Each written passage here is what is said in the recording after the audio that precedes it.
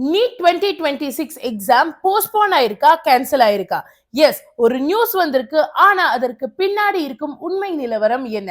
இத பத்தி தான் முழுமையா கிளியரா இங்க நம்ம பார்க்க போறோம். பட் அதற்கு போறதுக்கு முன்னாடி சேனலை சப்ஸ்கிரைப் பண்ணாதவங்க மறக்காம சப்ஸ்கிரைப் பண்ணிக்கோங்க. ஏன்னா ஒரு சின்ன கிளிக் கூட உங்களோட மார்க்ஸை டிசைட் பண்ணக்கூடாது. சப்ஸ்கிரைப் பண்ணிட்டீங்களா?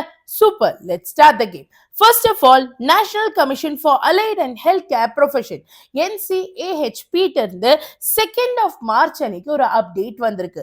இந்த அப்டேட்ல அவங்க BOT and BPT candidates, specifically allied கோர்சஸ்ல உள்ள கேண்டிடேட்ஸ் நீட் எக்ஸாம் இந்த வருஷம் எழுத வேணாம், 2027ல இருந்து எழுதினா போதும் அப்படின்னு சொல்லியிருக்காங்க. அப்போ இந்த அலைட் கோர்சஸ்க்கு போனோம்னா என்ன எலிஜிபிலிட்டி கிரைட்டீரியா மேம்? நீங்க பிசிக்ஸ், கெமிஸ்ட்ரி அண்ட் பயாலஜில மினிமம் 50% எடுத்திருக்கணும். எஸ்சி எஸ்டியா இருந்தா 40% அண்ட் இங்கிலீஷ்ல கண்டிப்பா 50% எடுத்திருக்கணும். English is a basic criteria அப்படின்னு சொல்லியிருக்காங்க.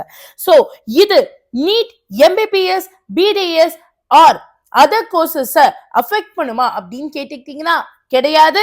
அலைட் கோர்சஸ்க்கு மட்டும்தான் நீட் இல்ல, மத்த எல்லாருக்கும் நீட் இருக்கு.